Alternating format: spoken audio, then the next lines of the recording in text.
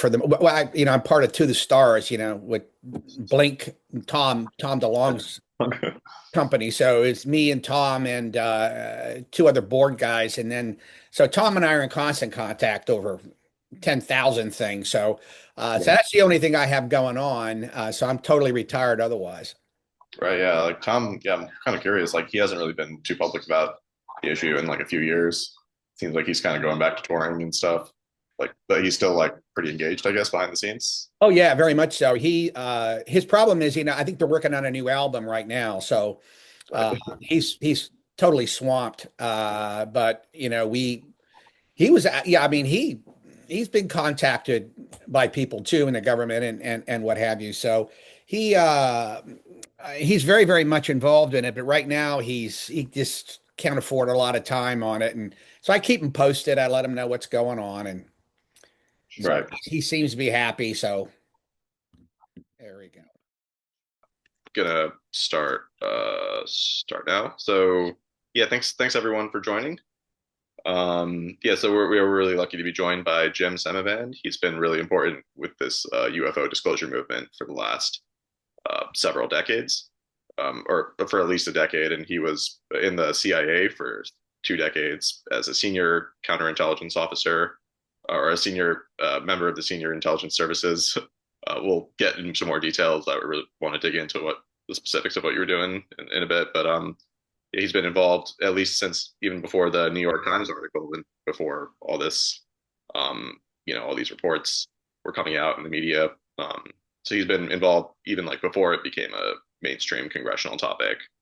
And he also has a very special background, knowing a lot about how intelligence services work. And yeah, so yeah, he has a lot of knowledge and has been featured in many recent interviews, including like Age of Disclosure, the movie that just came out. Um, so yeah, we'll get started. Yeah, thanks for joining us, Jim. Oh, sure. Thank you for having me. I appreciate it. Yeah, so I'll kind of be leading the discussion, guys. So, but please feel free to type something in the chat. I just don't want it to get too crowded with people. So just raise your hand, and I'll get to anyone who's interested to ask the question. And great. So the first question I had, can you describe like your role? You were in the clandestine service in the CIA as a senior official for over 25 years. What would your daily job look like? And I'm not going to ask for any classified info or anything because Yeah. either of us want to get whacked. But yeah, at a high level, maybe can you describe what you did at the CIA for 25 years? Uh, well, in the clandestine service, 99% of what you do is classified. So, but essentially it was recruiting spies. I mean, this is what your job is. We call it spotting, assessing, developing, recruiting, and then handling spies. And you can do that anywhere. You can do that in the United States. You can do that overseas as long as it's foreign, right? And so I did that. I also ran programs, classified programs, dealing with gathering foreign intelligence. That was a lot of fun. I worked in the U.S. For maybe, gosh, 10, 15 years, working with the private sector, academia, things along those lines, where they would help us. And it was totally voluntary on their part, and also very highly classified. So if somebody wanted to work, or if we asked somebody, would you mind helping us get something or do something? They would do that, and we would make the promise that they would never be exposed ever. And we haven't lost anybody since 1947. So Pretty impressive. So yeah, and when I got into the senior service, at least the last 2 years, my cover was retracted. I was undercover the whole time, and my cover, I worked in aliases, commercial aliases, things along those lines.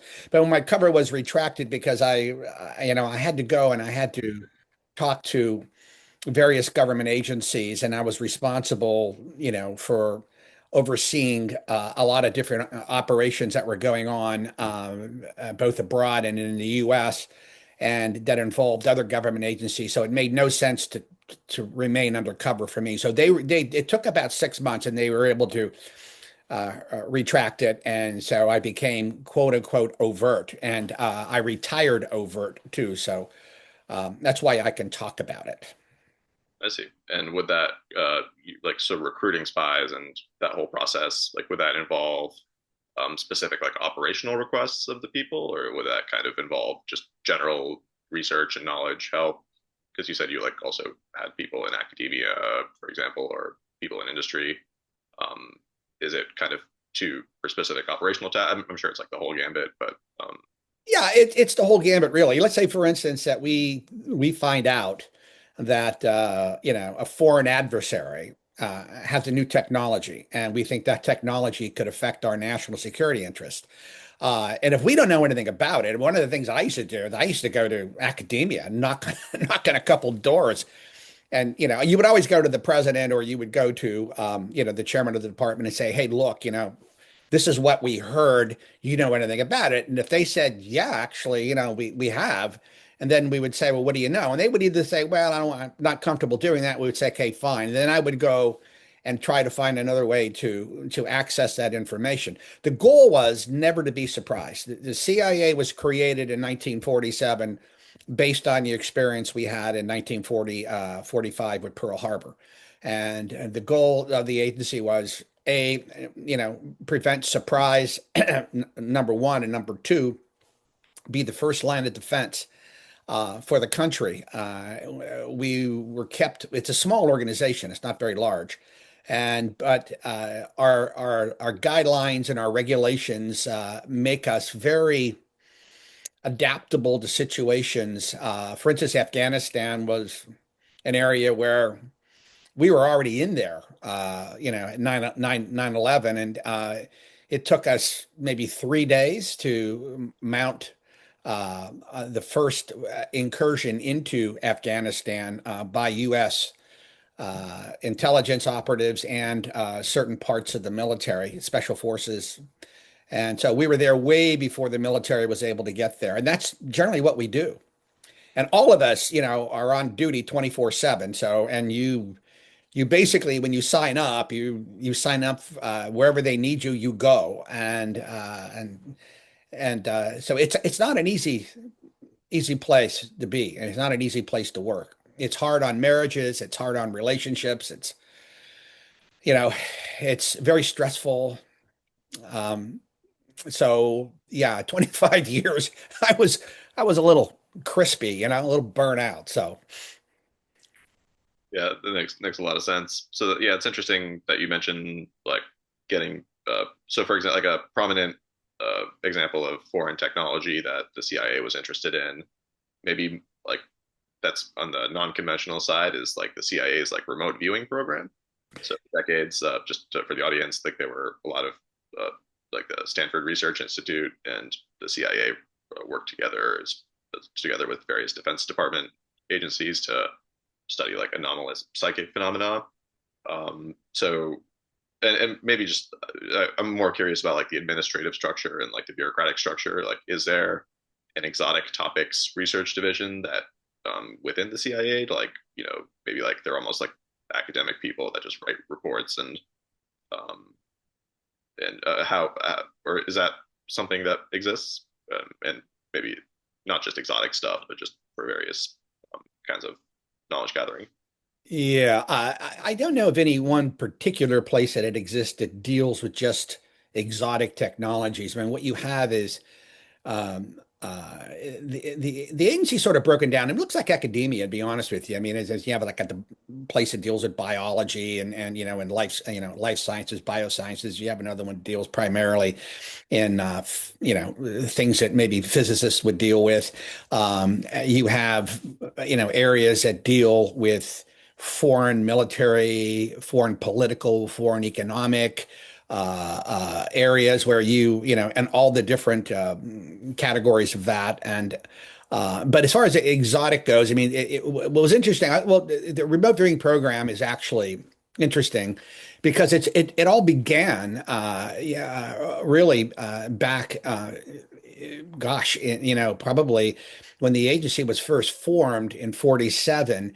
they became aware, and actually before that, the U.S. Army, believe it or not, became aware of the Soviet Union's interest in uh, psychic phenomena, and there's like, I don't know, 26 or 7 types of it, that go from remote viewings as to latest, but precognition, psychokinesis, clairvoyance, divination, you can go down the list. So we were aware that they were looking into that very, very seriously. And so back in and so we always had somebody looking at that, but never anything that's really concentrated. And it wasn't until 1970, around 1970, when we had heard the Soviets were looking at something akin to remote viewing, that we decided we wanted to look at that more closely. So the guy who ran the program for the CIA is a very good friend of mine, and he got a hold of Hal Puthoff at Stanford Research Institute. Hal was a plasma physicist out of Stanford, brilliant guy, and now he's very big into this UAP and anomalous phenomena. And Hal started working with the CIA. God, for 20 years, it was a program, and it got canceled in 1997, I believe. Uh, and it didn't get canceled because it wasn't successful. It got canceled because nobody could explain it. And even though we had significant intelligence coming from it, we couldn't use it in an intelligence assessment, because where do you say the information came from? Was somebody went out on their psychic cord, and they, remote viewed something. I mean, we didn't know the physics behind that at all. And so it wasn't something that we could go to the president with and say, you need to make a policy decision based on this information that we have. The president would never do that. No policymaker would. So it was like, well, okay. I think what happened was, it continued. It just in another venue. And I don't think with CIA anymore. It probably went to the military, some aspect of the military where they're conducting it. I can't imagine the government ever abandoning that, because it's fascinating stuff. So, and I guess maybe looking forward to the UAP issue and compartmentalization, like, do you think it's likely that so like the CIA officially stopped their remote viewing program? Do you think there's a possibility that either the CIA or some other organization within the DoD is still actively researching that issue? Yeah, I mean, I don't know for sure, but yes, but yeah, I'm confident that that's the case. The thing is, when you run across something, and UAP is a really good example, and you know from the very, very beginning that it's real, but you don't know what it is. You can't afford to ignore it. You just can't. Particularly if you're an intelligence service, who basically, in its charter, basically says we have to look at this if it's a possible threat, even if it's 1 in 10,000 threat is 1 in 10,000 chance scenario. We still have to look at it, and then we have to coordinate with other intelligence agencies, the military, the law enforcement, because that's our job. That's our role. And CIA has that role, had that role since its beginning in 47. It continues to do that to this very day. Right. And I guess just keeping on this topic. So you had a personal encounter that I believe we can dig into like the details of it later on, but that part of your story is that you had some personal encounter with something related to UAP, and that you mentioned it to your colleagues at the CIA, and that they were like able to provide you very specific information regarding like, did this thing happen? Did you check for this and that? Um, so it seemed like your colleagues were like somewhat knowledgeable about this phenomenon. Yeah, well, the people, the encounter, I prefer to call it an incident, or maybe an encounter, I guess. I have no idea what it is. I mean, I don't refer to it as, and people have referred to it as my abduction experience. I don't know. I think it's really dangerous to assign a label to these things, because we don't know what that actually is. All I know, it was extraordinarily real experience to me, with physical ramifications for both myself and my wife, when we quote unquote woke up. But if you ask me, I mean, I can't explain it. I have no clue. It resembles other experiences contactees have had, but it is also what UFO researchers have called high strangeness. The complexity of it, the absurdity of it, is is almost beyond the pale. There's no place to put it. I mean, where do you go with it? People that have these experiences, they can't go like, to the FBI or the local law enforcement and say, I had this incredible experience. I don't know what do I do? I mean, who do I talk to? They have no idea. We don't have a department of ufology that exists in any place in the government. Now we have classified programs that deal with this, but for most people, that's not, it's not accessible. And even when this happened to me, I mean, I had no idea, where to go. I mean, CIA, as far as I knew, didn't have anything to do with this at all, and I didn't know about it because in any intelligence organization, any good intelligence organization you would work in, has something called need to know. So if you work for CIA and your job is, say, Russian military, looking at the Russian military, you're not going to get access to Chinese submarine developments. I mean, that data, you're just not. And if you try to get access to that, you're going to have security knocking on your door and counterintelligence saying, why you have an interest in that? So if you walked into the halls of the agency, occasionally you might see a little name tag that says, "Oh, this is the European division or the Russia division," but you don't walk in. I mean, to the doors all the time. Sometimes the doors are closed, and if you do go in, you meet usually with a front office executive assistant who said, "What's your business? What do you want to know? Who do you want to meet?" And if you don't have a good reason to be there, they escort you out. So it's all need to know, and it should be that way too. I mean, it's you're there to protect secrets. So the system you work on, the computer system you work on too, I mean, it's highly monitored. So I mean, if you try to do things there, they're gonna get you. They're gonna catch you, and they're gonna interview you and want to know why, why you're interested. And you may have a legitimate reason too. But if you do, you go to your superior and say, I really will not get information on that because it's going to affect the work I'm doing.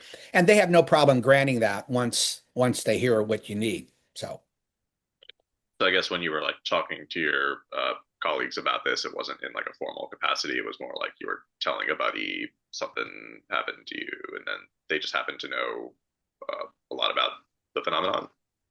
yeah, this happened up 20 some years after the incident itself. And they weren't, neither of them were CIA.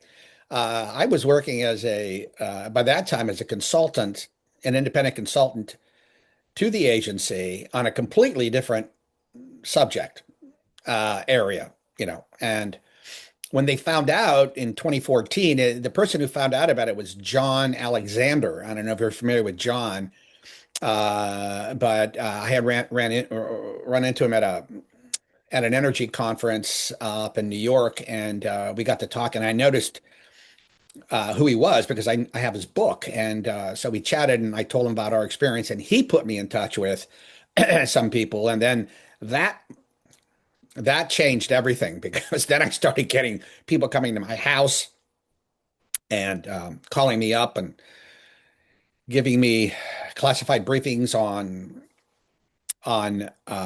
not so much on UAP, but on the topic of the phenomenon itself, where it exists, how it manifests itself, and believe me, they don't know much. But what they do know is it was startling to me because I had been studying this for 40 plus years, and as I explained to somebody recently, it's one thing to read a book about it, maybe talk to somebody about it.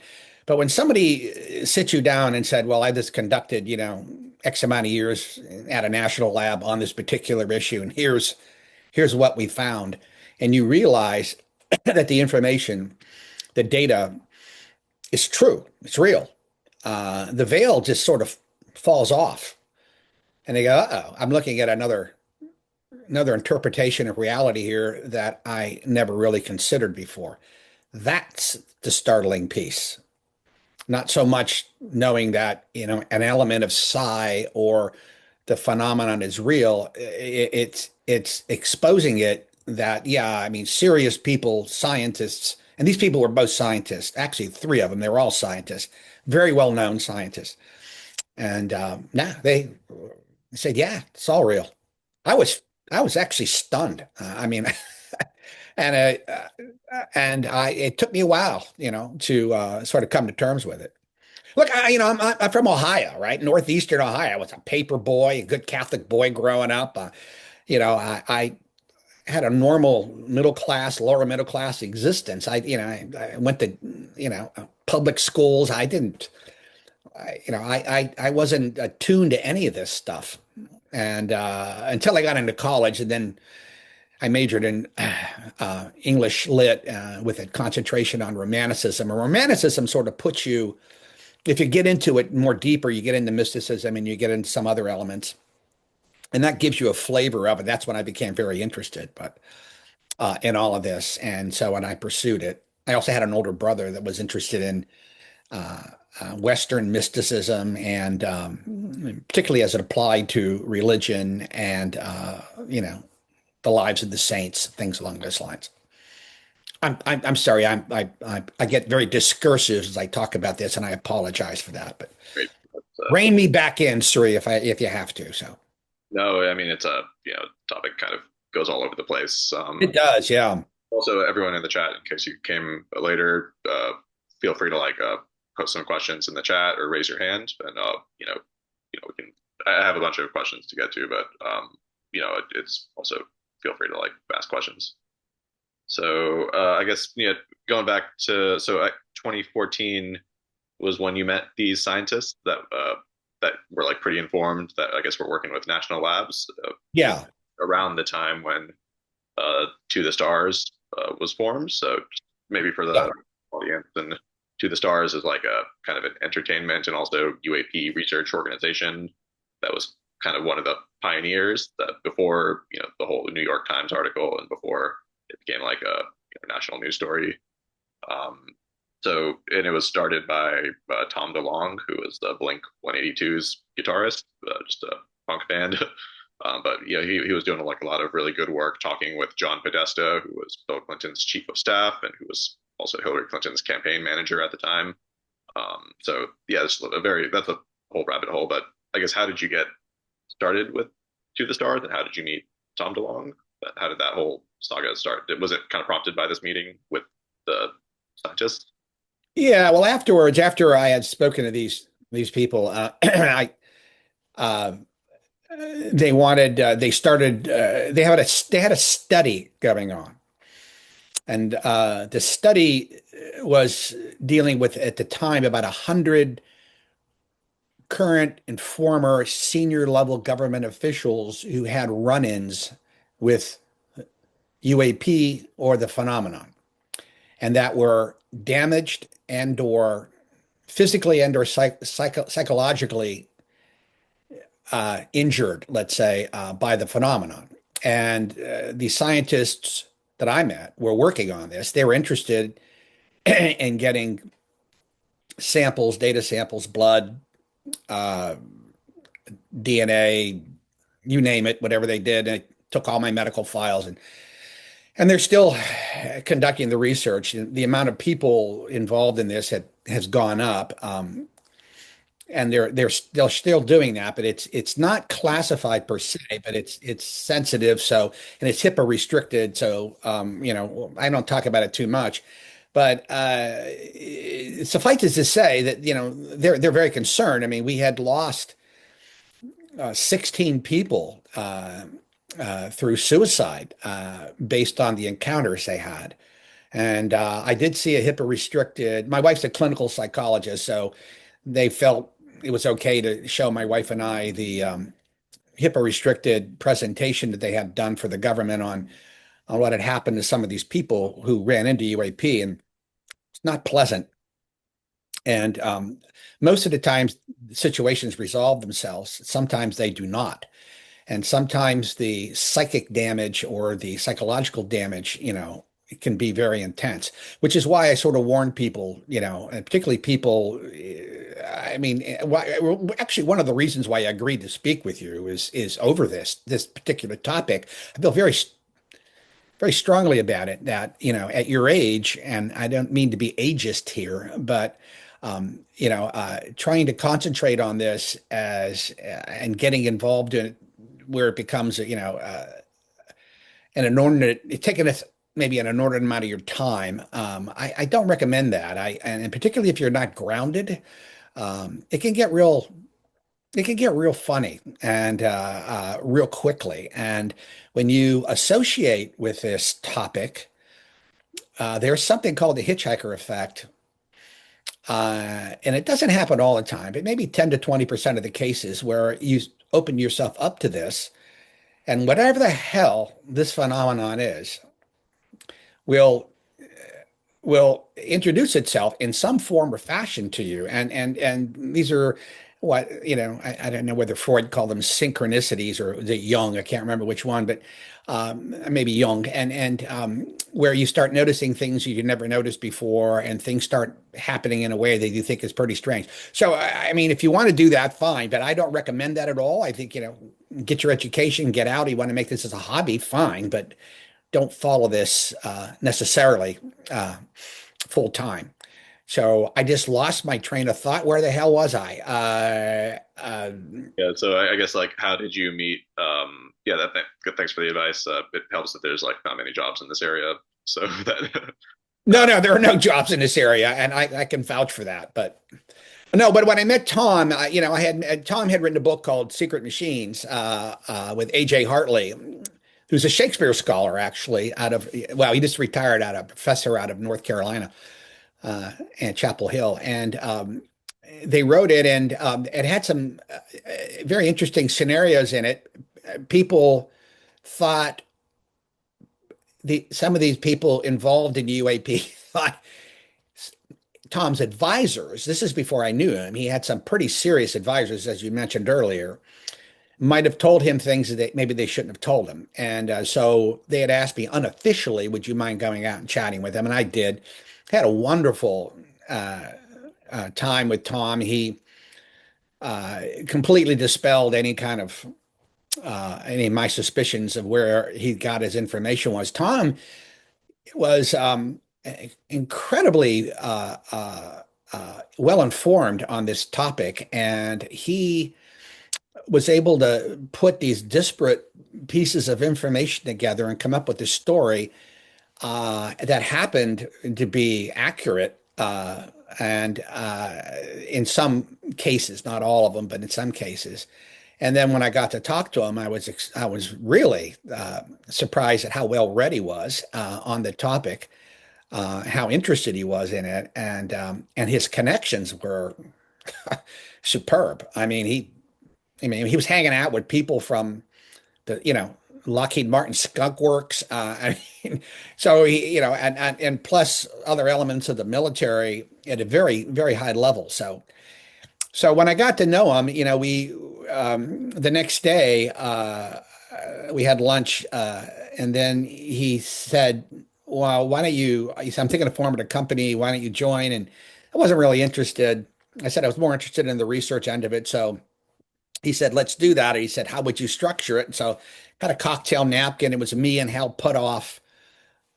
Jacques Vallée was there, and somebody else who never wants to be named, so I won't name that person, but very well known guy. And Jacques and this other guy begged off, but Hal and I said, "Fine, if you're able to do this, have a research angle to it, we'll do it." And that's when we started, and it was going pretty good. We overestimated how much people would be interested in it. We thought there'd be a great amount. It turned out there wasn't all that much. We have 3 or 4 thousand investors, but they're mostly small investors, 150, $200 kind of things. Wasn't nearly enough to keep everything going. And then COVID hit. And So we had to sort of shut down temporarily the research arm that is going to be resurrected, I hopefully soon. We found out, and so we decided to become an entertainment company, and it's which what we've been doing for the last, gosh, I don't know, 3 or 4 years now, and we have a dozen projects in the works. We have a project with Brendan Fraser and Sarah Michelle Gellar coming out, I think, in the fall called Breaking Bear. It's a cartoon thing, animated, nothing to do with UFOs.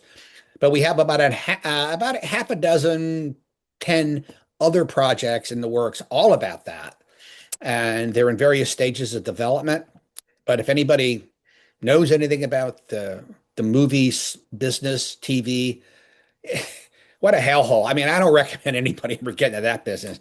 I mean, it takes years to get anything, get funding together, the actors, the scripts written, and everything can conform. Like we had an agreement with Legacy, and not with, I'm sorry, with Legendary Pictures to do a television series based on secret machines. And that, we had that with 2 years, and, and they developed a pilot, they did everything, and then they canceled it at the last minute.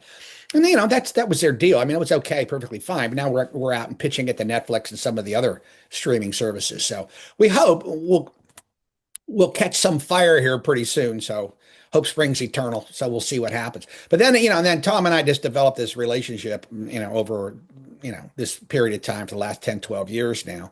And we're generally very close on this topic. So, Right.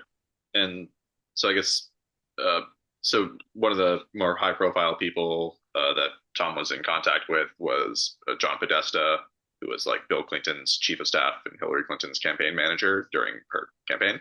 yeah. So can you say anything about what kinds of meetings that Tom and John Podesta had? No, I can't because Tom is very, very close-mouthed about all of that, and I don't blame him. He doesn't share. He never shared with me, and we talk about everything, but and I don't bother him about it. Who his advisors were and what they were doing, not doing. He always kept that pretty close to his chest. I remember when it was finally exposed, I had just met him and he had called me up and he was absolutely panicked about it.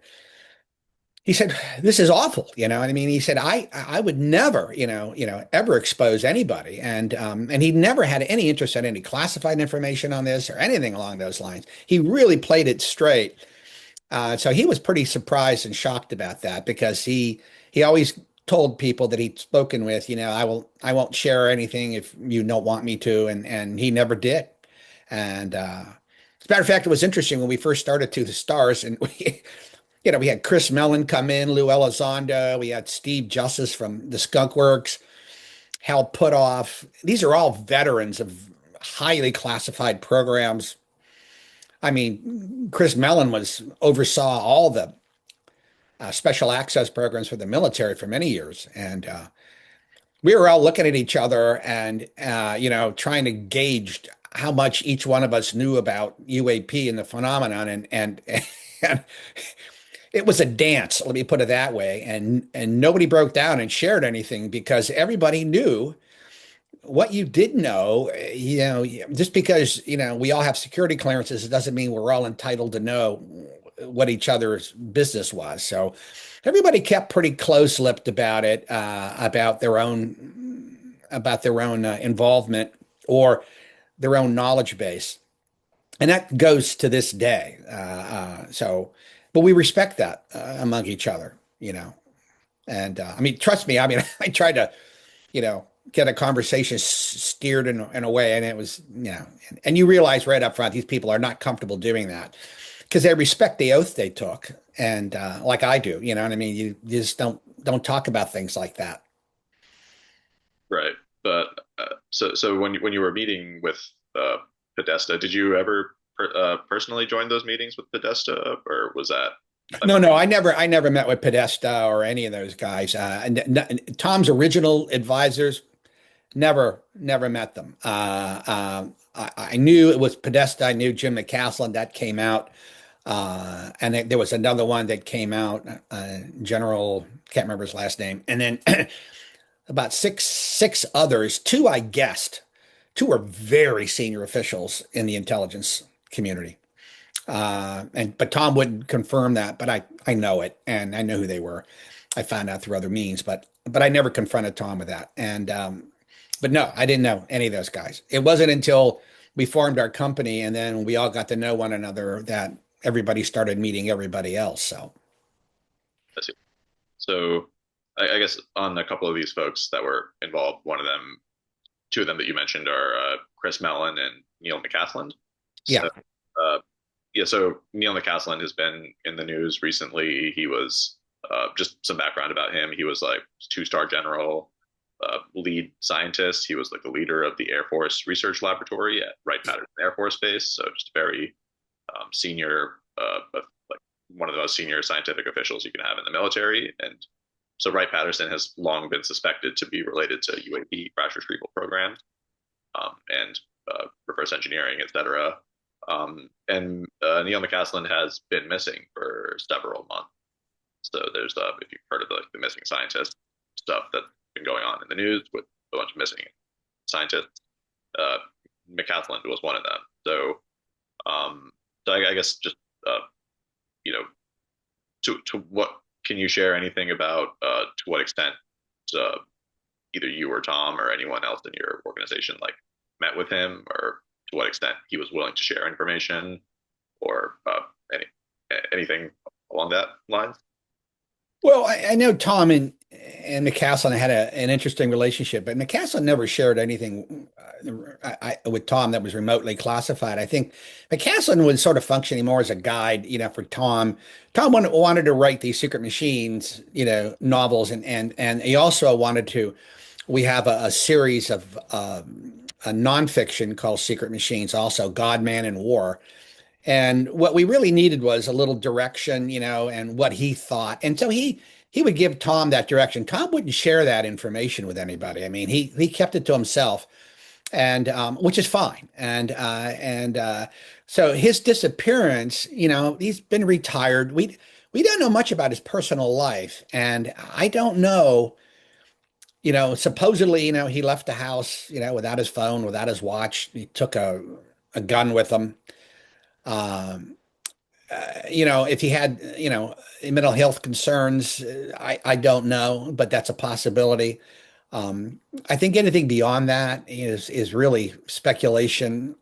They haven't found him, so that's pretty unusual in the sense that they haven't found him. I know there were remote viewers that have been out there looking for him. They haven't come up with anything, so don't really know. Don't really know. And there's a whole slew of scientists supposedly that have been died in the last 10 years, and everybody's trying to pull this together into a conspiracy. But honestly, I mean, there are hundreds of thousands of scientists in the United States with top secret clearances, and that are associated with either national laboratories or the military or the intelligence agencies and what have you. And you know, if 30 scientists out of them, die, that's not a conspiracy. That's just normal as far as I'm concerned. I think of the 30 they were talking about, I know at least,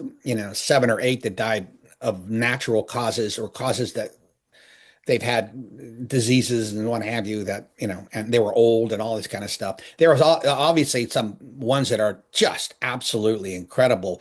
The missing, I can't remember her name, but she just disappeared off of a trail. How the hell does that happen? And that, I don't know. I just don't know. But I don't. I think it's way too soon to be making any kind of judgments on, what this all means in the end. You guys are probably too young, but about 20 years ago, there was also a case of missing microbiologists, cell biologists that were working on things, and they just kept dying, and nobody could figure out what the hell the story was. But when somebody did the stats, looked at the demographics, they showed, well, actually, this is sort of a semi-normal pattern. You know what I mean? You're going to find that many people doing that. But, it's like statistics in general. You put them together, you can interpret it any damn way you want to interpret it. So, so I just caution people to be careful about that. Right. And I guess part of the reason I'm asking is that it's like been in the news Oh, of yeah, sure. Yeah. sort of these, not all conspiracy theories are wrong, but this is certainly a conspiracy theory. Oh, well, you never know. I mean, you never know. I mean, I know the Trump administration is looking at it, but I don't know whether it'll go anywhere. Yeah, and I guess along these lines, it is also part of the folklore of this topic that people that are exposed to these programs and whistleblowers are often faced with reprisals. Have you been exposed to any like people that have been silenced or had reprisals in any way? Maybe not to this level of being disappeared, but like any sort of that spectrum. Well, no, I mean, I think, the program, what they call quote unquote, the legacy program that they saw in the age of disclosure. I was shocked, by the way, when they showed that. I was just stunned that they actually would show that. That's something I don't want to comment on. All right. But when you have a program like this, it is probably has the highest classification level you can probably get, which is a waivered, unacknowledged special access program. And those are very highly bigoted. They're restricted, and they have security protocols that border on the obscene as far as, if you're working in one of those programs. I ran a few of those myself, nothing to do with UAP or anything like that. And I ran many, many more SAPs and, waivered XAPs, special access programs in my career. So, I mean, I'm sort of used to this. And but they exist in their own little world, and the security protocols sometimes they're shared, particularly if two government agencies, two intelligence agencies, or a military agency and an intelligence agency are working on a particular topic. The security protocols sometimes are shared. If the Atomic Energy Commission is involved, is like they intimated in Age of Disclosure, uh, the security protocols with the Atomic Energy Commission are just, I mean, incredible. I mean, just really tight, very, very tight. And so have people been harassed? Uh, yeah, probably. And have they been intimidated? Yeah, probably. If the security protocols allow them to do that, is it legal? It may be legal. Put it this way, it is definitely not ethical or moral, in my opinion. And I'm just talking on a strictly hypothetical basis here. I mean, there might be a legality to that. That these types of programs, have a very severe protocol where if you get too close to spilling the beans or something like that, they can pretty much, pick you up, take you in, and read the riot act to you. But I don't know about anybody being killed. I mean, purposely killed. There may have been in the early days. It was the Wild West back in the 40s and 50s. Let me tell you. I mean, even in the 60s. And it wasn't until 75 with the church committee that you really found any kind of uh, a look at the intelligence services and what CIA was doing back in the day. My God. I mean, I look at that. I'm shocked by it because I mean, when I worked there, I mean, I had lawyers, right next to me. I mean, I couldn't do anything but talking to the lawyer first, and and making sure that we weren't getting involved in anything that wasn't the least bit legal. And those filters are very, very prominent now in the intelligence community. That said, when you get into these types of programs, particularly ones that are run by the executive branch, um, that do not necessarily have a requirement to report to Congress. In other words, if the president decides he doesn't report to Congress and he has an intelligence service working for him, say like CIA, anything he says with the CIA is privileged. and Congress isn't allowed to basically, call them in on it and what have you. Congress can even tell CIA, for instance, there's the Intelligence Committee, Senate and House. Well, if CIA goes there and says we're working on this program, and both committees say, well, we don't approve of that, the CIA can choose to do it, well, with the president's permission and National Security Council permission without Congress's approval. Now, Congress won't give them money for it, but if there's money in the executive branch, to fund those programs, they can be done. That really is a huge legal argument that's going right now between Congress and the executive branch.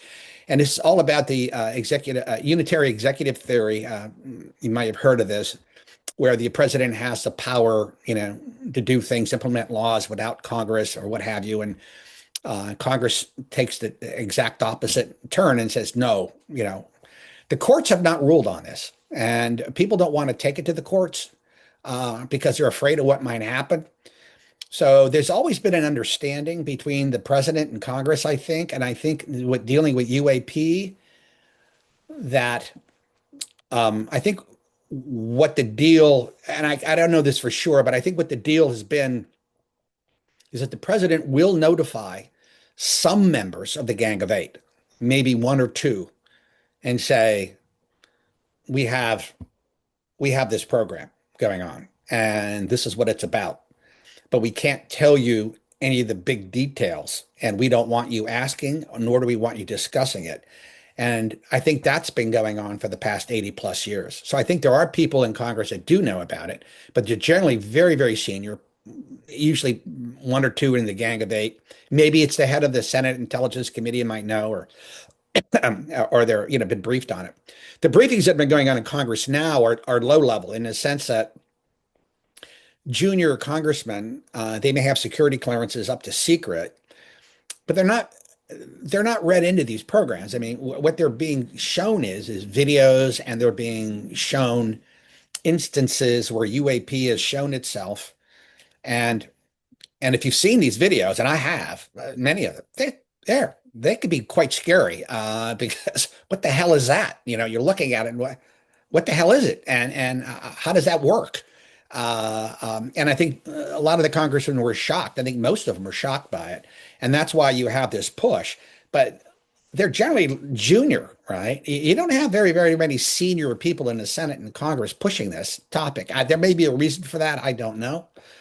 But also, I think one of the main reasons why this is not being pushed, and I'm rambling a little bit here, and I apologize, but I think this is important to get out, is that this phenomenon, UAP and the phenomena, the attaching phenomena, the woo stuff, the abductions, the contactee stuff, that stuff does not impinge on most people's lives. I mean, I don't know how many people we're speaking to here, but if it's a dozen or so people, I mean, you can ask a dozen, maybe it's impinged on one or two of the people. Well, actually, it's UFO Society, so maybe more, maybe half.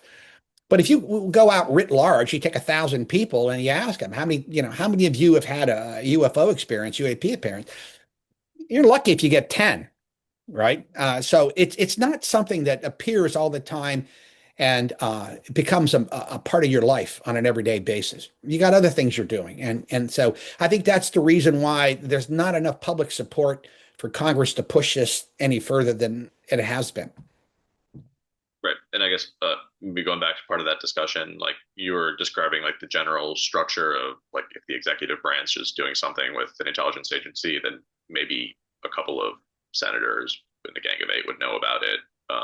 So do you think that because it seems like a lot of the high level senators on the intelligence committee, like Mike Round, Marco Rubio, Kirsten Gillibrand, they seem to like not know anything about the topic or not much. I mean, they've probably seen more videos, but they don't have like the full picture. And it also has seemed that way from the president's perspective. So I guess and you were kind of describing like the general way that secrecy in the government would work and how those different agencies interplay. But yeah, so I guess like what kinds of information would, like what kinds of briefings would, let's say, like a entry level congressman make? like who has a secret clearance versus like Gang of Eight with like a top secret clearance. Like how would those briefings differ? Because they've been going on, but like what kinds of information would like they have access to on the different levels? Well, that's a really excellent question, and I think the answer is when you when I used to get briefed on a program I wasn't running, but I had to know about it because it fell under my purview. I would have somebody come in to my office and sit down, and they would say, "I want to brief you on a program," and and it's top secret. It's a code word attached to it. I said, "Okay," and it's bigoted, which means there's only a list of so many people that know about it. So they make me sign an NDA. And of course, this is a totally different NDA. This is an NDA specific to this particular program. Now, when you join an intelligence organization and you get a TSSCK, TSSK, God, I forgot what it is anymore. Haven't Right. used. But anyway, when you get these clearances, you get, I had a Q clearance. I had all these clearances. But when you get these special clearances that come with it, you sign separate NDAs with those. So what they do is they say, well, okay, here's the program. Here's the unclassified cryptonym that describes your program. Here's the classified cryptonym for it, and this is what the program's about. And then you give you a general outline of what the program does. And sometimes they offer you a more in-depth, or they'll read you into everything. And if you agree to do that, you sign another NDA and you get on another picket list. And I did that a few times, and I learned my lesson. I used to I took the initial briefing, but I didn't take the secondary one because I didn't want all that information in my head. Number one, and number two, you being in the agency for a long time, and you ask any intelligence officer, sometimes you mix what you read in the New York Times with what you hear in a classified briefing. You got to be really, really careful. And you generally don't say anything to anybody because you don't know what the hell you want to be so careful. You don't want to let anything out. So I didn't want that anymore. I mean, I said no. So what I think is happening here is, is, they get told, maybe a gang of eight member or two or three members of we get told they sign an NDA and they said, look, you can you can be read into this fact that we have a program and this is what it entails. And this is generally speaking what we know. But we can't tell you where it is. We can't tell you the nature of the research we're conducting. We can't tell you the names of the people that are running it. We can only tell you that it actually exists. And I think that's probably what a few people in Congress now know, but I don't think anybody's fully briefed on this because politicians, as you know, I mean, they're servants of the people, but at the same time, they're not there all the time. So they go. And when you get a politician, like some of them are saying, they come right out and they said, this has to be open. We have to tell the whole world about everything, open up the doors, let all this stuff out. I mean, seriously, are you going to tell, you going to tell a guy that? I tell him anything? Of course not. You're not, because the problem is I may know 1,000-foot view of all this, but if there's a 50,000-foot view out there, and there probably is, and I don't know what the hell the other 49,000 feet has in it, I am sure as hell not going to say anything about it because I don't want to jeopardize the program, that this aspects of the program that are really, really, they're secret for a reason. And I also don't know the full story. I don't know how dangerous this is. I don't know anything. I just know that, gee, I'd like to see it disclosed, but I don't, I don't necessarily want to uh, uh, get to the point where I'm causing a national security concern. Is somebody jing jangling me or something? I don't. Is there, you got a ringing somewhere? There's a kind of a ventilation going on my side. Maybe if I mute. Just let Well, me. it doesn't make any difference. I don't mind listening to it, but it's just a ringing. Yeah, Okay, yeah, sorry about. I thought it was me. It's I don't know. No, yeah, yeah, maybe. So I mean, essentially that I think what's going on now. So you have the president, and those of you who are any of you who are in law school out there, you might want to look this up. There's something called the Presidential Executive Action Document. They've been around since 1950 something, and highly secretive. They are essentially documents that the president or the executive branch creates under the guidance of the president, dealing with very specific issues that are of critical and national security importance to the country. They don't require the presidential executive action do not require them to be briefed to Congress. They're solely something that the president uses himself. So if he created this program, say Eisenhower or Truman, actually Truman they wasn't established back then, but Eisenhower could have very created a PEAD regarding UAP, and then he set it up, with maybe with the agency or the Air Force Atomic Energy Commission. He set it up with some, defense contractors and said, this is how this is going to be run. This is how we're going to deal with this. Because don't forget, I mean, back in the early 50s, I mean, it was a scary time. All right. We were worried about the Soviets dropping bombs. We were worried about psychological warfare. I mean, it was a whole different ball game. And here they run across this anomalous behavior that's going on, and maybe they have a craft or two. Roswell, the incident in 1952 over Washington D.C., all this radar data we had visual sightings. I mean, what do you do with all that? I mean, and you don't want to panic anybody. The United States at that time was primarily agrarian. I mean, telephone lines were primitive, if anything. Most people didn't have television sets. They listened to radios. So what do you do? Well, you first of all try to stave off panic. Second thing you do is you don't screw up the telecommunication system, which, like I said, is very, very primitive. So you hide this, you keep it away, you keep looking at it, but again, you don't want to panic the public. And or what if they found out very early on something very, let's say, dangerous or exotic about this that would completely upturn, the way people think about life and reality in general. I wrote a paper recently on disclosure. It may or may not get published. I don't know, but it has to go through the agency first. But and I talk about this concept, and for me, UAP and the phenomena, I don't care too much about the nuts and bolts of it because, let's say we have downcraft. I have it on good authority that we do, anywhere from 9 to 20, uh, and let's say we don't understand it at all. I mean, we've been looking at this thing forever. We can't figure it out, right? And the technology might be 30th century technology as far as we're concerned.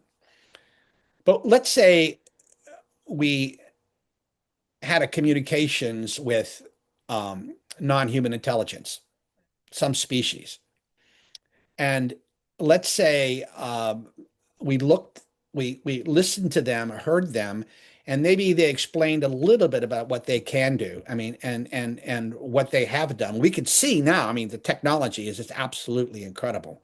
They can appear, disappear. It looks like they're able to manipulate energy and or possibly space time. Is Hal Puthoff and Eric Davis talked about this in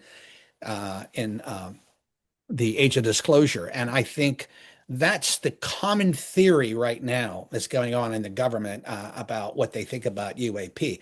It is highly, highly complex and very, very strange. But what does that actually mean? Well, if you look at, I mean, I talked to somebody once and I asked them, and I said, well, where do you go to study this? I mean, do you go to an experimental physicist? Do you go to a theoretical physicist? Do you go to an engineer? And the answer is you probably go to all of them, but you also go to a psychologist, and you also go to religious scholars, and you also go to social scientists because all of these disciplines, they're racked up on top of one. They're all involved in this, and there's no way you can escape that. So if you're looking at this, and I mentioned this in the podcast a few times, we're all used to living in this universe, this reality. It's a consensus reality. A consensus reality based on our sensory package that we're all born with, which is highly limited. And so we're seeing things. I know, I had a friend of mine who was a younger guy, and he was all disillusioned about this and that, questioning life in general. And I said, you're looking at reality, or you're looking at your life through a very closed lens. I said, you don't you don't hear everything you should hear, see everything you hear, you don't sense anything. There's a lot more out there that you can experience. It just is. It's just a lot more out there.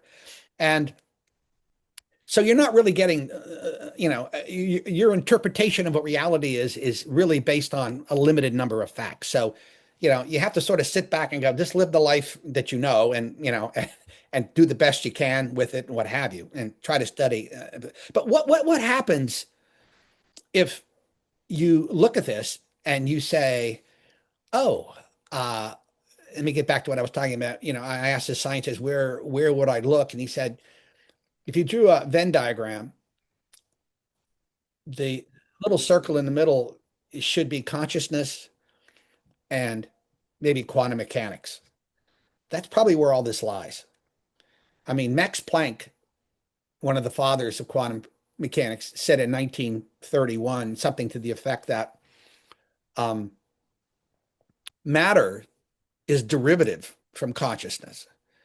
He's convinced of that. He said it's all consciousness, and essentially what we're looking at, what we see, is illusory to a certain extent. I mean, if you're a quantum physicist, are we all spinning masses of energy, right? And if that's the case, that's our true being, true nature. Dig deeper into that and look even closer into that, and you end up being pretty much nothing. If the space between atoms is just, infinite or close to infinite, and electrons and what have you, I mean, what are we really? Are we just spiritual beings, or are we just parts of, a non-local consciousness that somehow or other incarnated into these physical beings that we are today for a particular reason nobody knows about? So this is what concerns me, and this is what's sort of frightening and also fascinating at the same time, because I think UAP and the phenomenon at its most basic level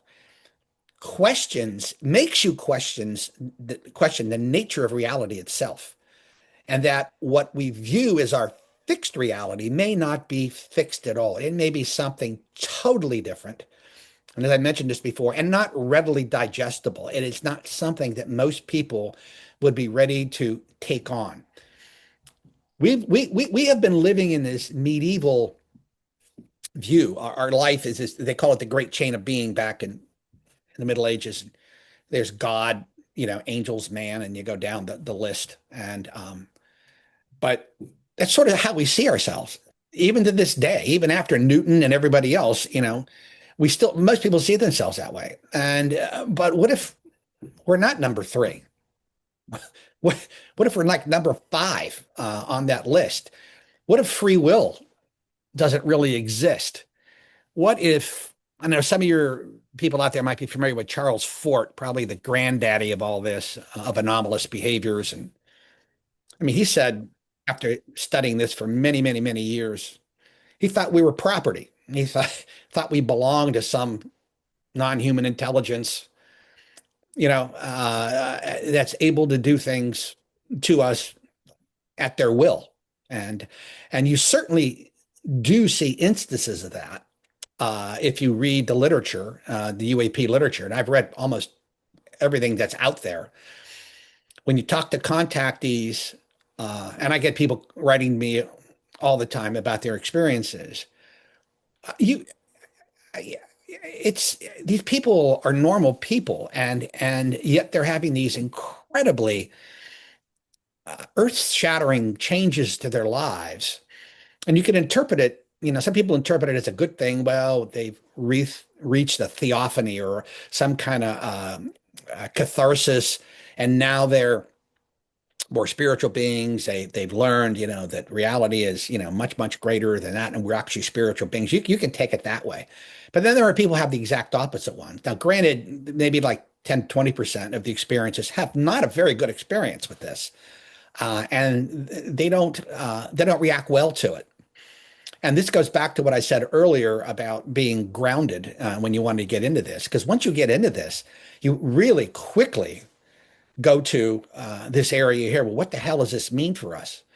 Um, don't know. I mean, is there advanced technology commensurate with their advanced spiritual development or development of their own consciousness? I mean, if they're able to manipulate reality, which we've seen time and time again, what does that what does that mean for us? And the answer is, I don't know. And if you want to have disclosure, how the hell are you going to do that? How are you going to come out and say uh, we have met with NHI or we have craft? We're not alone in the universe, and you want to limit that, and you don't want to tell them. Maybe you don't want to tell them anymore, but maybe you don't know anymore. Maybe you have absolutely no other information. Well, now you have this huge meatball that's hanging out there, right? And it's like, well, people are going, oh, what the hell? You're going to leave me with this? What the hell does this mean? So people are running to their synagogue, they're running to their church, they're running to mosques, and they're saying, help me with this. How does this fit into, this new cosmology fit into my religion or my social construct or my cultural construct? What does it mean for me? Where does that put me? How do I fit in, in a place where I thought I knew my place and now I don't know my place at all. It's completely up in the air. It's a very, very dangerous thing to do. And then you look at children. The hell do you tell an 8-year-old? Particularly if this comes out, I mean, what do you tell him when he comes up to you and he said, "Are they going to come get me?" Well, maybe not. Oh, they're not going to come get you. But yeah, he hears all these people or he sees all these people talking about it, and everybody's going to fill in that narrative from some crazy ass, Alex Jones to well-meaning people talking about space brothers, and you would have these maybe 1,000 different narratives.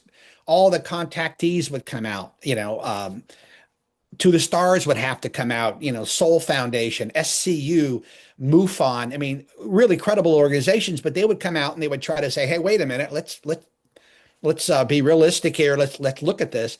But once it's out, it's out. So I know the government has spent time thinking about that, and this is probably the reason why it hasn't come out. Maybe they know something they don't want to come out because they're afraid it would be so problematic. Then again, maybe they don't know anything. Maybe they really don't know anything. Maybe there's a nothing burger there. They have the downcraft, they have alien bodies, maybe they had conversations, but there's no information beyond that. I mean, they can't extrapolate. I mean, people always said to me, well, they're hiding, these great energy successes, and we'll be able to take all this new technology and they're hoarding it. Well, you're seeing a great example of asymmetric warfare going on right now in Ukraine, and you're seeing it in Iran. What happens if you take a technology that's free to everybody, a technology that you can use to create a weapon, any kind of weapon, a weapon that's extremely lethal, and everybody has the capacity to make that weapon? From a group of DIYers, sitting in an engineering lab at MIT decide they want to use this technology to create something really great, and then you have somebody else, some crazy cult who decides they want to wipe out something. And bad people exist in the world, and you have to plan for that. So I mean, there are so many different things you have to look at when you look at disclosure, and when you look at this whole concept of UAP and the phenomenon. It's just more than oh, these people are here, or the NHI is here to help us. We have no clue why the hell they're here. We have no clue why they're coming. They say two things, sometimes three. First thing is quit screwing around with nuclear weapons. Second thing they say is um, uh, quit screwing around with the planet, with the climate. And the third thing they say is, well, we're part of a hybrid program, and we're looking at you, and we're trying to hybridize humans, so we will be able to communicate better and all this kind of crap. But the fact of the matter is, UAP and these NHI lie through their teeth constantly. They're deceitful. I mean, that is a leitmotif that runs through this topic for the last 80 years. And I've had people tell me that, very credible people tell me they're in touch with, their alien brothers who'll say, oh, we're going to land on, in the United Nations on such and such a date, or we're going to do this, or we're going to do that. And I always tell them, bullshit, ain't going to happen. Not going to happen. It's apocalypticism. It's millenarialism. I'm sorry, I can't pronounce that. But and it's common, it's common with religious cosmologies, and it's common in religion in general. People predicting things, and these entities tend to do that. They tend to come to people and say things like that, and the people believe them. But it's never true most of the time. Sometimes things do happen, and they are true, but most of the time they do not. That is an extraordinarily long-winded answer to and probably to a question that was much more specific than what I was going for. So sorry. No, that was great. Yeah, I mean, yeah, it's a huge topic that kind of goes up all over the place, and yeah, Yeah.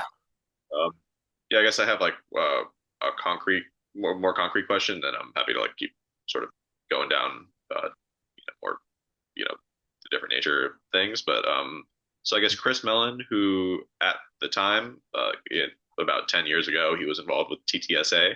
Yeah. He was the one that went into the Pentagon. So just and got the Navy videos that are like the gimbal, the go fast, and the FLIR, that were used in the 2017 New York Times article. And just yeah, Chris Mellon, he was a high level intelligence official, and he's been behind the scenes, been a lot of the current disclosure movement. Can you describe the story of like how he got the do you know any details about how he got the videos, and like I guess being as briefed as he is, he probably had an easier time than uh, other people.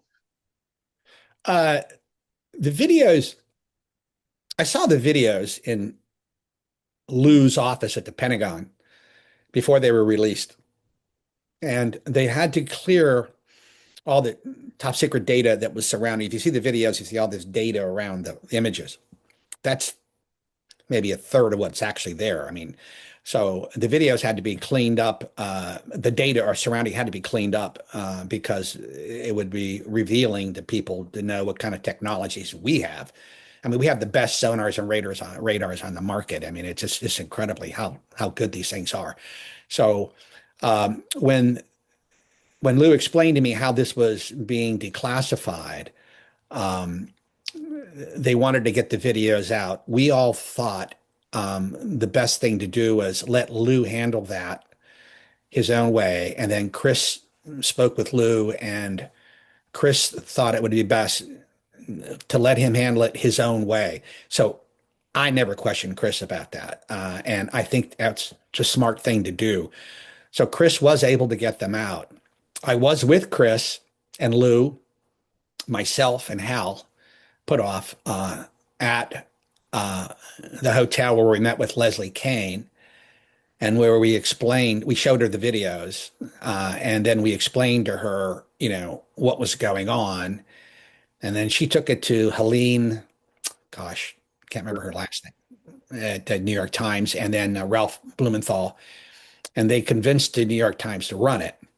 But as I talked to Leslie, after it came out, I said, Leslie, I said, it's great that this came out on the front page of the New York Times. I said, but they missed the point. And I said their major goal was, the Pentagon studying UFOs, and they have a $22 million program studying UFOs. $22 million is spit in a bucket, for a program. And, so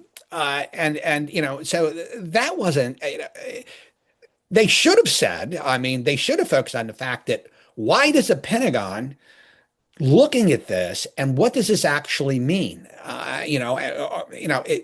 This is life changing. It's life altering for everybody. Yes, UAPs are real. They didn't focus on that, and that's just the New York Times. They're very staid and conservative along those lines. Follow-up pieces were written. Times wouldn't publish them.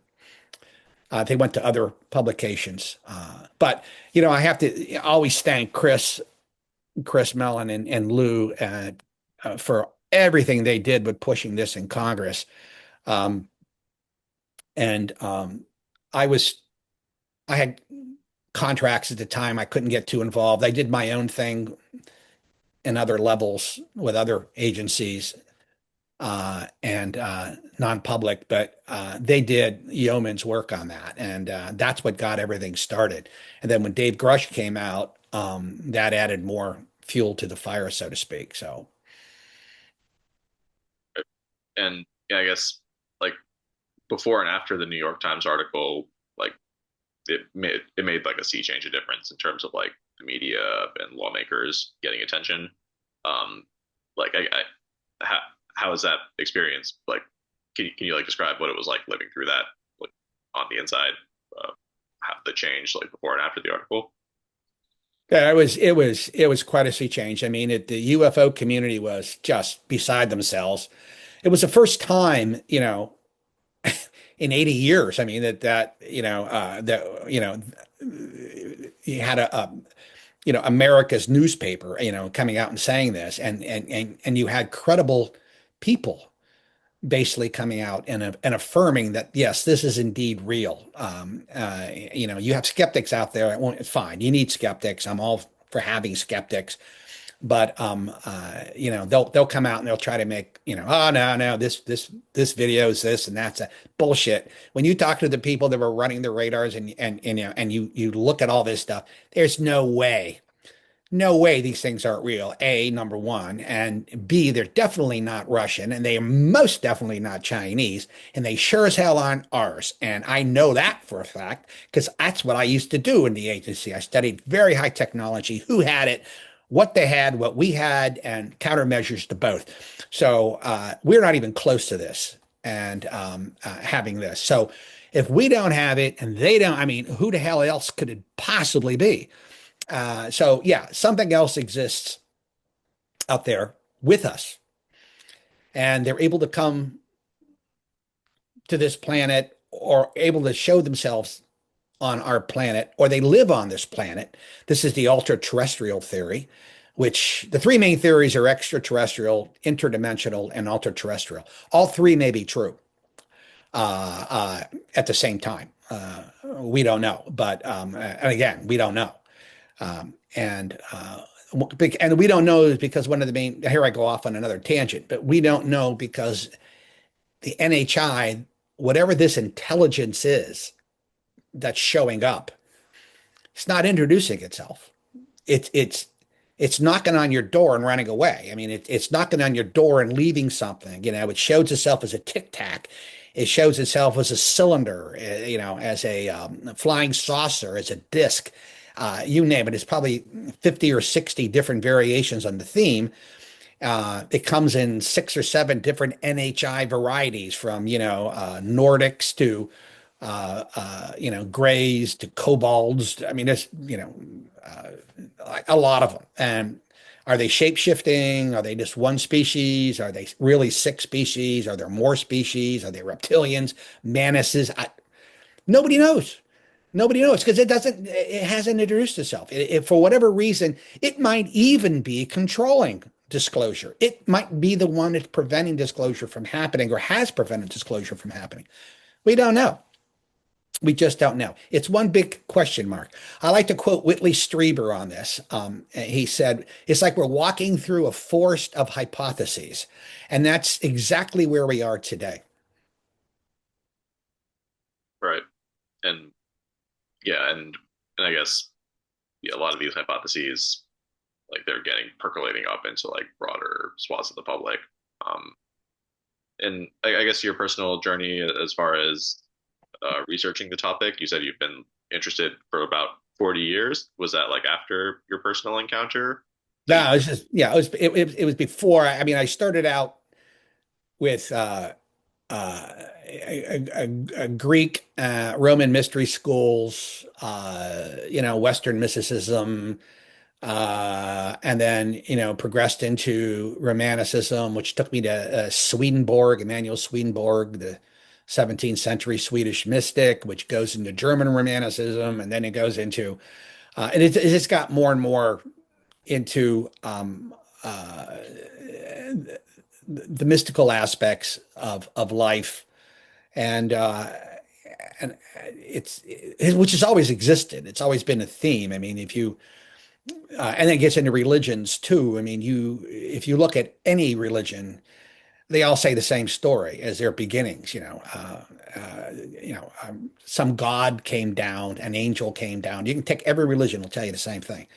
And they gave us this knowledge, or they told us X. And even indigenous tribes, in the U.S., Native Americans, and Aboriginals, in the Far East, I'll say the same thing. The Mormons, have the whole thing with the angel Moroni coming down to Joseph Smith and, appearing to him and doing all that. So that cosmology is sort of there. I mean, the Indian culture on this is probably the oldest one, the one I like the most, because I think it's more developed, is about how this all came to be. But it goes back to the Sumerians also. And so you look at all that and say, okay, these are the cosmologies that we were brought up with. And they turned into religions. And I'm not a very religious person at all. I mean, just the opposite. But I you have to respect it for what it is, and this is why religious scholars need to be involved in all of this to a certain extent. But I think the Indian culture would have less of a problem dealing with this because it's part of their culture, and I think Eastern religions is part of their culture. I mean, yeah, I mean they were very, very close, had a very, very spiritual side. Most people grow up that way. The West, not so much. And I think it'd be more and more difficult for the West to ingest some of this, particularly if it turns out that our view of reality is much different than it really is, which I highly suspect that's the case. Well, hell, I mean, it is. It is the case. So, but I go back to my other point is, where do we go to look at it? There's no place. I wrote the introduction to Chris Bledsoe's book, UFO of God, and Chris and I are friends. Don't agree on everything, but we're very good friends. I'm going to be seeing him in another week, and he. But what I wrote in the forward or the introduction was, there's no there there. That's the problem with all of this. It just isn't. And I don't know where to go. Uh, and it's this why you and your club or your organization, will call guys like me or Tim, Admiral Gallaudet or whoever, and speak to them because we're the only ones out there that are even talking about it, that have former government backgrounds at least.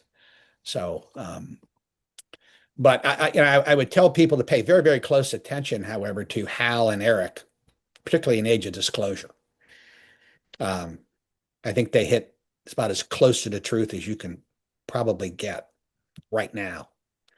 But John Mack, who was a big Harvard chair, psychology department. He introduced, at Harvard, he did a study. He wrote two books, Passport to the Cosmos, and I can't remember the other one. I have it up here.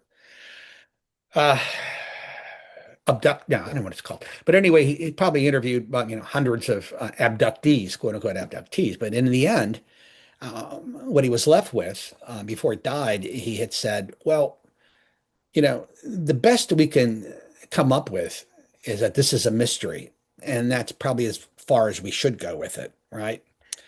Uh, uh, because the road ends very, very quickly when you study this. Right. So, and I guess like after all these years of being interested in the topic, like you probably know more facts than you did when you started, but do you feel like you know more about it? No, not at all. I mean, I'm more confused than I've ever been, particularly when you look at things like near-death experiences, uh, and you look at psychic uh, um, categories like clairvoyance, telepathy. We know telepathy is real. I mean, it's real. We know clairvoyance is real. We know remote viewing is real. We know telekinesis is real. We know divination is real. We just can't explain it. We simply can't explain it. We don't know. I mean, Rupert Sheldrake, the biologist, tried to explain it. When he wrote a couple of his books, the sense of being stared at, why dogs know when their masters are coming home, things along those lines. And he has this whole theory behind it, but it's a theory, and it's no one's been able to replicate it, or no one's been able to basically add to it.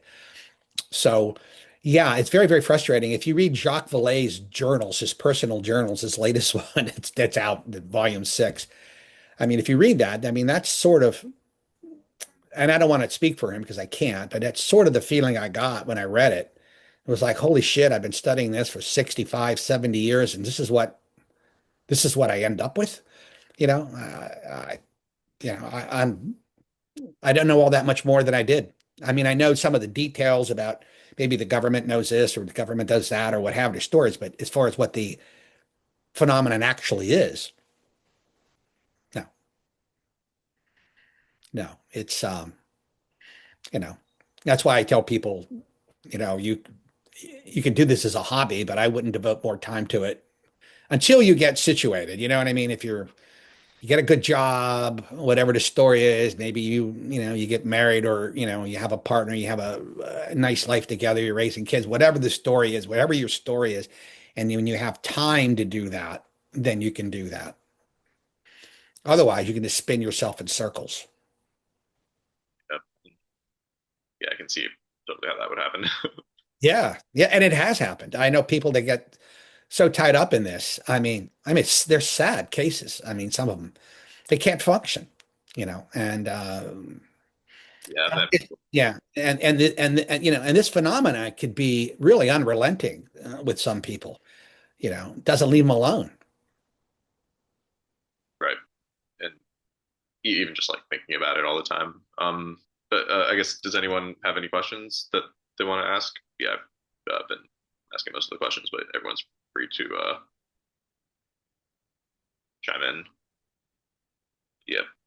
So I have a couple more. So just raise your hand or put questions in the chat. Um, oh yeah, someone has a question. Yeah, Evan, do you want to go ahead? Let me unmute you. Hey, how's it going, Jim? Big Hi, thanks. Evan. How you doing, bud? Amazing so far, man. I really appreciate everything you're saying. So, one thing I'm kind of trying to figure out is that, your colleagues, Tom and Hal, have kind of suggested that during the early Cold War, intact craft may have been placed within the borders of multiple nations as either like a test or some sort of catalyst. Do you think there's any validity to that? And if so, what do you think the logic is behind that? I think we, I think there was a crash in 33 in Italy near Turin, and I think the Italians got the craft, gave it to the Germans. The Germans started working on figuring out a way how it worked. It was probably one of their super weapons that they were trying to develop. And I think after the war was over, uh, we got a hold of it through the Vatican. Dave Grush mentioned this, and Magenta, and but I think we also have Roswell was real, and there was another one north of there too. Trinity was real, as in my opinion, Trinity was real. Jacques Vallée has a book out on it. Uh, the problem is when you end up with, say, if you end up with a craft like that, a lot of times you can't get too close to it because of the radiation factor. Okay.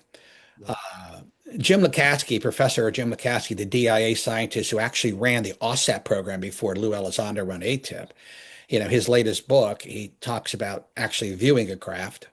And you could take whatever Mr. McCaskey says home to the bank. That guy he's really straight up. And he said you can, you know, a door opened up on it, and in some time, I don't know when the time was, but when they looked inside, they couldn't get near the craft. I mean, too close to the craft. But when they looked inside the craft, the interior of the craft was the size of the football field, but the craft was only like 40 some feet in diameter. So when you look at something like that, um, and then you understand that there may be whoever's driving that craft, whether it's a remote something being driven remotely, or there is actually somebody in it, some entity in it. Are they engineered, these entities, to become a part of the craft itself? So the craft is alive with the entity. One of the reasons they changed the term UFO to UAP was the unidentified was fine, but flying an object became ridiculous. Yeah. I mean, we don't know if it's flying. It doesn't have any visible means of support. I mean, it has nothing. It just appears and then disappears. I mean, literally that quick. I mean, it went from 80,000 feet to 50 feet above the water, the Tic Tac did, in 0.78 seconds. People try to discount that. Bullshit. When you look at the full, I've seen the full Tic Tac analysis. That's what it did. These are the best radars in the world. And, and then they appear and they disappear in a flash, in a microsecond. If you look at orbs, which is, a big deal now, orbs have always been around, but they're a big deal now. But orbs, people have seen orbs morph into creatures, into craft. What the hell is that? I mean, how do you explain that? I mean, are they breaking into some kind of dimension? Is it an energy level thing where they're lowering their energy level? You know what I mean? And they're coming in and they're able to come in and then they can only stay so long or whatever, and they go back out. No idea. Just have no idea. We just know what we see. But then again, can we trust what we see? Carl Jung wrote a book back in the 50s or maybe the 60s, but I think it was the 50s, called UFOs or something like that. But his claim was that maybe UFOs are a psychic issue, that they're showing the disequilibrium in our spirits, based on the nuclear age and all this other kind of crap. And what we're doing is as a worldwide group of people, we're projecting our anxieties out, our disequilibrium out into this, and this is what this is. I don't think that's the case, but I can't discount it 100% that we're creating this itself. If you read all of Jacques Vallée, right, Jacques Vallée and you read some folklorists, who have also done studies on this, and there's many of them are really, really good books.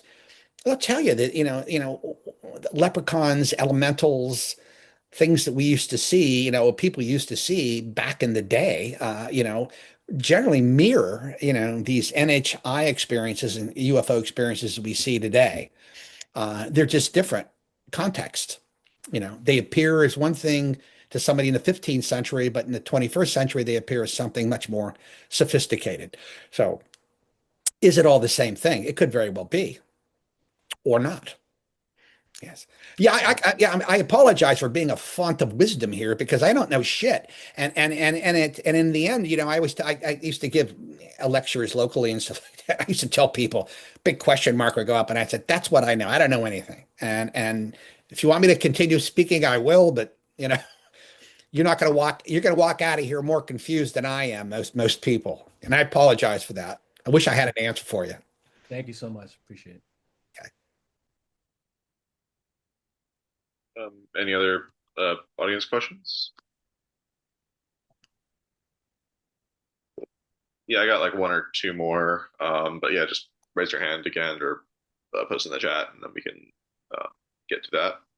So, I guess a couple roles, like the role of like disinformation in this whole space. Like a lot of people are skeptical that it's some like mass psychosis or there's like some people in the intelligence or whatever want to plant these stories to confuse people to distract from other things, or it's a game of telephone, etc. Like to what extent do we have to like consider like misunderstanding, games of telephone, and active disinformation? You know, maybe common skeptical arguments. That's a really, really good question. And I don't have a direct answer for it. I'll explain it to you this way. There probably were disinformation techniques being used in the early 50s, 60s, 80s, all the way through to try to tamp this whole topic down. As for the possibility of a government program to do that, that would be a covert action. That's highly illegal. And that I'm not saying that didn't happen. I'm just saying, but it would be very, very illegal. You can do covert action overseas, but you cannot. Basically, the government cannot come out and lie to the public. I mean, it just cannot do that. It does it all the time, but in smaller instances. But this kind of thing would be way, way too big, and it would be very, very difficult to handle. As a person who actually was involved in covert action programs overseas, I can tell you these are not easy programs. They generally tend to fall apart after a certain time. Secrecy levels just crumble. Counterintelligence problems surge. So I don't think that's the case. I think what happened is what David Hufford, he's a folklorist, called a tradition of disbelief that the initial attempts to, sit on this topic became traditional. Traditional among journalists, among the military, among everybody else. It's bullshit. And it's kept repeating itself, repeating itself, repeating itself, where it became true. And I think that definitely exists to this very, very day. Also, the idea of telephone. Yeah, I mean, that could very well exist. I mean, as an intelligence officer, I will tell you, if I met an asset, somebody I recruited as a spy, and a spy would tell me a story, all right. If the spy got it from somebody else, there'd be like 20% lost in that conversation. So he's telling me 80% of the true story, all right, if he's being honest, and assuming he is. When he tells me that, I may miss 10%. So now I'm down to 70%. So then I write this up and I send it in, and some analyst looks at it and he says, yeah, this sounds awfully familiar. It sounds like 70% close to what we actually heard on an electrical communications we intercepted. So, but that's 70% is good enough, right? To basically, look at that information and say, yeah. And then if he has other information coming in, it all comes in, and that's how you do intelligence assessments. So yeah, there's a possibility that that's going on too, and things get lost in translation. What I don't think is happening, I would find I'd be shocked if it was the case that there is some kind of cabal or power center, sort of running things, a shadow government. And I think that's just, I don't want to say silly, but it's, having worked in the government for so long and having worked with the private sector and knowing how the government works and how the intelligence agencies work and law enforcement works, there's no way you can keep a program like that going for that long without it collapsing on top of itself. I mean, I think what's going on is that, yeah, there's, private sector people are involved and they're probably trying to get out of it because they don't know what the hell to do with it either. And government agencies are trying to keep it quiet and they're having a hard time doing that. And it's a hot potato, it really truly is, because it really is the story of the millennium. It's a story of our, who we are. in the end. And, why aren't we letting that out? What does the government know that they don't want out? I don't know. And is it just the U.S. government? Is it the Russian government, the French government, the British? I mean, maybe we're in touch with all of them. There's been talk that we are, and that the idea is not to bring it up or not to have disclosure, because the Russians have a program. It used to be called Thread 3. I don't know what the name of it is now. Chinese definitely have a program. So French do, British do. So And yeah, so any other questions? Right. Yeah. So that's a great sort of way of, tying in just like, your intelligence background. It's, yeah, I guess if it's good to play a game of telephone, but if you have enough data, then you can kind of, you know, yeah. cancel out the noise. Um, so looking forward and looking backwards, how has your experience been like being a disclosure advocate? Have there been things that went better than you expected, things you wish you could have done better, and any lessons for the future for different groups or different people trying to, you know, push this issue forward? And should they be pushing the issue forward? I guess that's something you're even skeptical of yourself. Yeah. Yeah. I mean, in a way, I don't think we have any choice except to move it forward. And I just think we have to be prepared. I hope we have, the government's been thinking about this, and we have a clarity of communication, a leadership, that if this does come out, that we have the proper leadership and communications in store, that we can control any kind of reactions to this, and and basically explain to the population, the truth as far as we know it, and then help them if they need help. I mean, with dealing with this. The other alternative here, and I also thought about it, there might be a big meh, if it comes out. Most people can say, the hell do I care? I can't make my car payment. That's what I'm worried about. I'm not worried about, and because if you ask people, what are your major concerns? I mean, this doesn't even show up in the top 50, so maybe that's the answer. I don't know. But anyway, keep looking into it if you're interested in it. I would be very, very careful trying to contact this in any way, shape, or form. Um, that could be dangerous, not all the time, but if you want to use a Ouija board, or seances, or ayahuasca, be very, very careful with all that. You let this thing in, you better be well tethered to the ground, or be with people that are well tethered to the ground. So that's my advice. For society to be better tethered, just Yeah. work on ourselves, get peace, and get some exercise. Yeah. Yeah. Yeah. Great. So yeah, that was, yeah, a really wonderful conversation. Yeah, thanks so much for joining us. That was really illuminating, and yeah, it's really great to you know hear from someone like you who's uh, been through the ringer in various different aspects of uh, the government life and this topic. So uh, that's yeah, thanks so much, Jim. Um, yeah, really hope we can yeah, hopefully we can get you here in the fall or something, or sometime next year. That'd be awesome. Okay. Yeah. Yeah. Definitely. Let's talk about it. And thank you again so much. I really do appreciate you having me on. Yeah, thanks so much. Any closing uh, remarks, or is that sort of good? Yeah, that's good. Good. All right, awesome. Yeah, thanks so much, Jim. All right, buddy. Bye bye. Bye, guys. Thank you. Bye.